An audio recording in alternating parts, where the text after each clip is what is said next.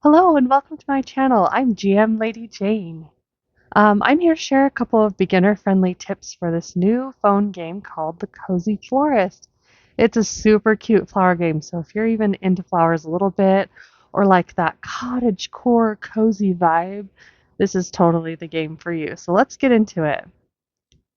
Um, I've been playing for a little while, so you'll have to set up your character, but we're going to go in and I wanted to talk about a couple of really major points for this that people get confused on, some good like little tips for it. Down here in the bottom corner, bottom left corner, you're going to notice this number. This is your quest level, right? So whenever you need to unlock um, like the trading center over here, or if you want to unlock your guild down here, then you really need to work on this level right here. Your guild doesn't even open till you've hit 115 on this down here. Um, versus most games, they focus on like a player's level, which is the opposite side, the top right corner, which is great and it helps for opening certain things like your workshop and your cute little pet here. Um, but your quest level and your player level are two different things that bring you different parts of this game. So you have to be focused on both of them.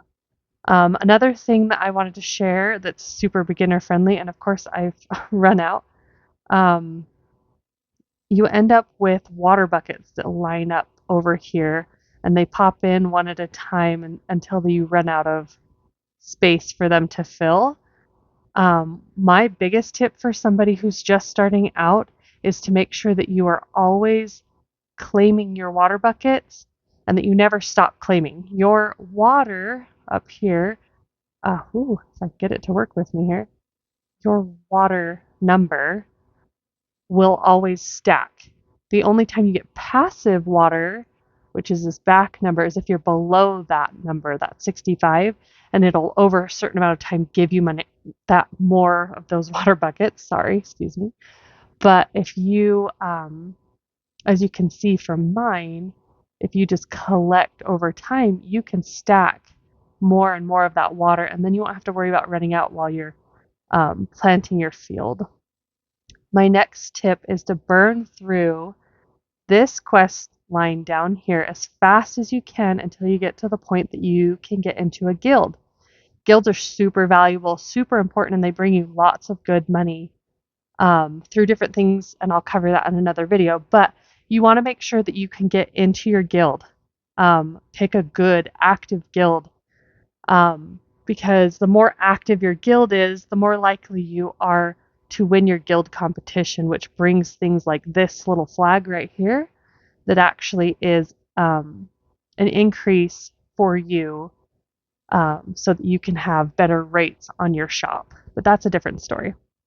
Another thing about active players or active guilds is when you get to start adding to your friends list, you want to make sure that you go through and check and see if you have any inactive friends. You want active friends. You want people who are constantly putting flowers into their plots that you can go then to their, like you can see here, this person, I can now go pick flowers from them. But if they're not active, I either won't have flowers to pick or they won't even have flowers at all in their fields. Here, I'll go show you someone that I have that I can pick from. I'm going to visit. This is my bestie. So I can pick flowers from her field. It's part of the game. It sucks because I'm taking flowers from her, but it benefits both of us in the long run. She gets rewards from us being besties. Hold on, if I can show you bestie. We're besties, so we get certain perks for certain level quests that we are together, but also that only comes from me going to her house and picking her flowers and interacting with her and doing things together. But I have lots of friends that I can click through who have flowers that I can pick, and it puts those right into my inventory so that I can have them, which is super helpful for me for getting my my vases and different things. So my advice when you're first starting out is to go under the rankings tab down here. And I want you to start picking the people who are in the top of your rankings, right? So this player is number 1 for character level, right? So I'm going to go in, I'm going to click on her, and then I am going to add her as my friend, right? She gets to then decide if we're going to be friends, but at least I've done the work of making sure that these people are clearly active and they clearly know what they're doing. So I'm going to add them to my friends list. And you can go through, not all of these are the same players either. So you can go in, and that one I've already applied for, but pick the people who are in the top 10, right? Top 10 of all of these because they change, or go as far as down to like your top 20 of each of these different ranking systems so that you can have active players that you can get flowers from who can do different quests with you, different things like that. Buy flowers with you. We just had a duo event where you had to get somebody to buy with you to get the whole flower. Make sure you have lots of active friends. So if you go through your friend list and you see that they haven't been on like in so many minutes, right? For me, the cutoff of what I like to say is if they're over a week, which I just culled people, so you're not going to see that. If you're over a week, I really doubt you're coming back to play, right? So go ahead, and if they've been off for like an extended period of time, you pick whatever that is for you. And then you go ahead and click on their character, and then you can click up and delete them out of your friends list. You are limited on the number of friends you can have in this game, as you can see from down here, because it's not giving me a full circle. So you want to make sure that the 150 people that you can actually have are people that you're friends with.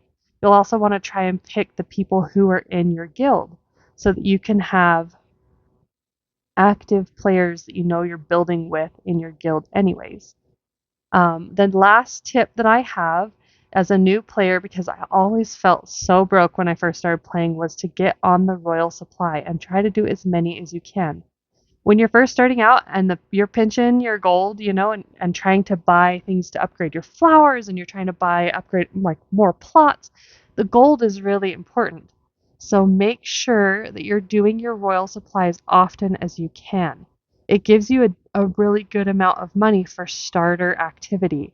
You get way more money when you get into guild and guild competitions, but before you can even unlock your guild, as soon as the storyline allows you to unlock your royal supply, you really need to be doing it every single day. And that's my tips for you. I hope to see you in game. If you need a good guild, you just let me know. Anyways, signing off.